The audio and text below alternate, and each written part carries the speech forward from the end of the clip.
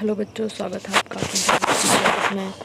बच्चों, जैसा कि आपको पता है कि मैंने आपको हिंदी, अंग्रेजी, संस्कृत और समाज विज्ञान का प्रोजेक्ट कार्य करा दिया है। आज मैं आपके लिए लेके आई हूँ गणित और विज्ञान का प्रोजेक्ट कार्य। ठीक है, तो वीडियो को पूरा देखिएगा और गणित और विज्ञान 2 विषय का हम प्रोजेक्ट कार्य करवाने वाले हैं आपको।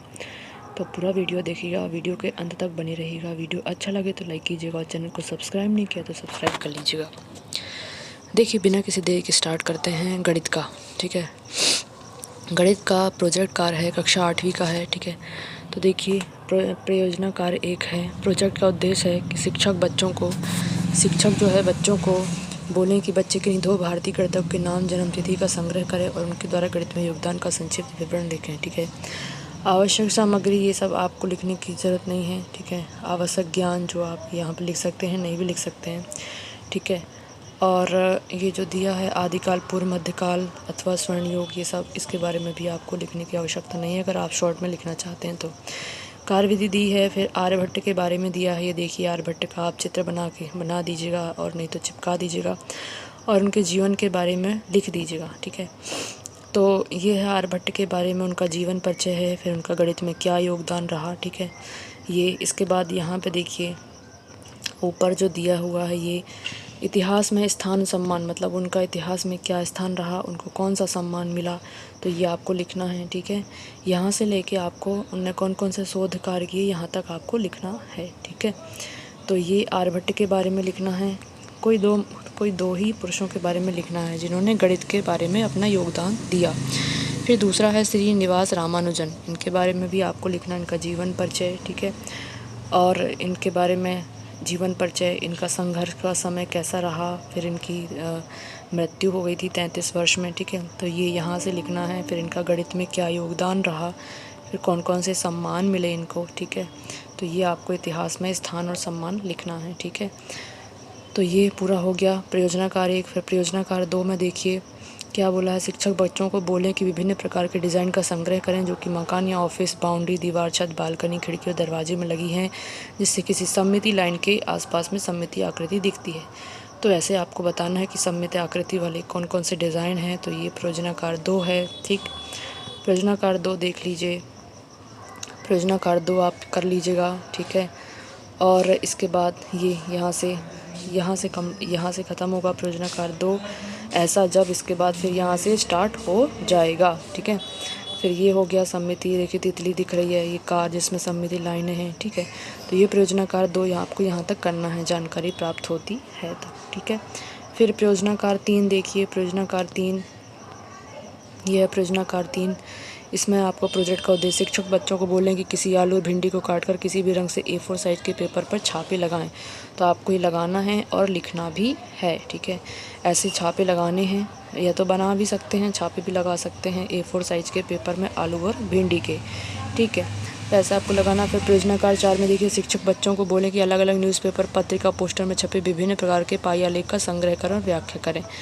तो आपको पाई आलेख का संग्रह करके और उसकी क्या करनी है, व्याख्या करनी है। ठीक है, तो ये है प्रोजेक्ट कार्य 4 के बारे में जानकारी। ठीक है, फिर देखिए प्रोजेक्ट कार्य 5वां दिया है। प्रोजेक्ट कार्य 5 में GST लागू दिया गया है, जो माल और सेवा कर के संक्षिप्त रूप है।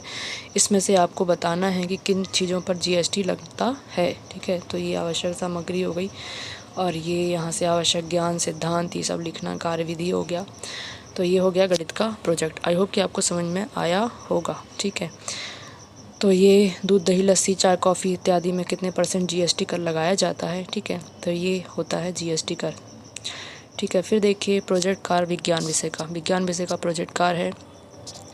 अपने आसपास का अवलोकन करें और निम्नानुसार प्रश्नों के उत्तर दीजिए। आपको किन किन खेलों में रुचि है, तो ये 5 प्रश्न हो गए और इनके आपको क्या देने हैं, उत्तर देख लीजिए। ठीक है, ये हो गया यहाँ से लाइन, फिर ये यहाँ से आ गया। 5 खेलों के नाम जिनमें खेलते समय घर्षण विरोध कर रहा है। ठीक, ये फिर ये लिखना है आपको पूरा। इसके बाद प्रयोजना कार्य 2 आएगा, ये पूरा पहले लिखना है आपको। ठीक है, फिर ये प्रयोजना कार्य दूसरा हो गया, किसी खेत, पौधशाला, नर्सरी अथवा बगीचे का भ्रमण कीजिए तथा निम्नलिखित की जानकारी प्राप्त करना। तो ये लिखना है पूरा आपको। सिंचाई की विधियाँ लिखना है।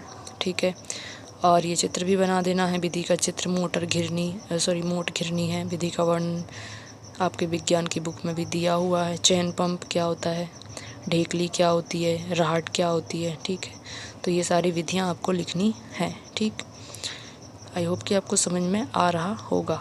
ठीक, फिर देखिए इतना सब लिखने के बाद प्रयोजनाकार 3 में आते हैं, हार्वेस्टर द्वारा कटाई। ये पूरा लिखने के बाद डोरी तथा कागज़ गिलास की सहायता से अपना खिलौना टेलीफोन बनाकर तैयार करें। इसका एक सिरा अपने मित्र को कान पर लगाने के लिए कहें तथा दूसरा अपने मुंह के समीप लाइए।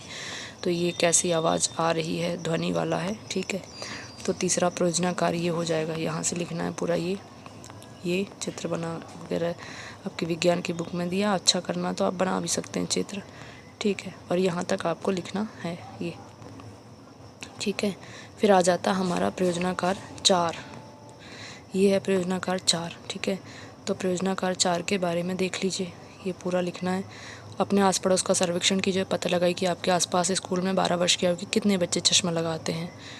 तो आपको सर्वेक्षण करना है।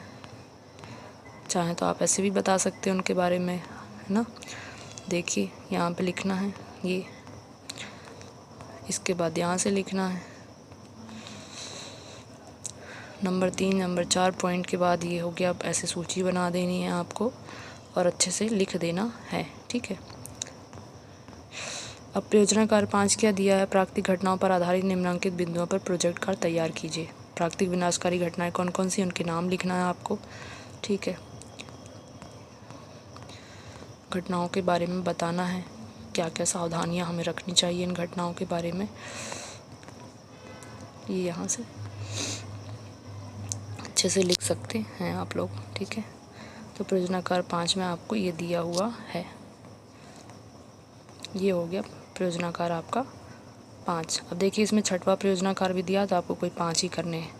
अपने मित्रों 10 का एक समूह बनाइए, उनसे चर्चा कर उन खाद्य पदार्थों का नाम लिखिए जो उनके द्वारा पिछले दिन नाश्ते, दोपहर के भोजन एवं रात के भोजन में खाया गया है। सूची बना सकते हैं आप लोग, रात में क्या खाया गया है आपने, है ना।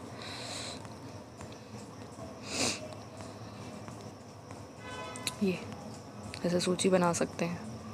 तो ये है प्रयोजनाकार 6, इनमें से आप कोई 5 ही कीजिएगा। ठीक है, तो ये सभी प्रयोजनाकार आपको बता दिए गए हैं। विज्ञान के और गणित के सभी 6 विषय के प्रोजेक्ट कार्य आपके कंप्लीट हो गए हैं।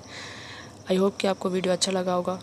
अच्छा लगा हो तो लाइक कीजिएगा और चैनल को सब्सक्राइब नहीं किया तो सब्सक्राइब कर लीजिएगा। सभी 6 प्रयोजनाकार कंप्लीट हो गए हैं। आपको किस चीज़ में प्रॉब्लम आ रही है तो आप कमेंट बॉक्स में कमेंट करके भी उसको क्या कर सकते हैं, बता सकते हैं कि मैम हमें इस चीज़ में प्रॉब्लम आ रही है।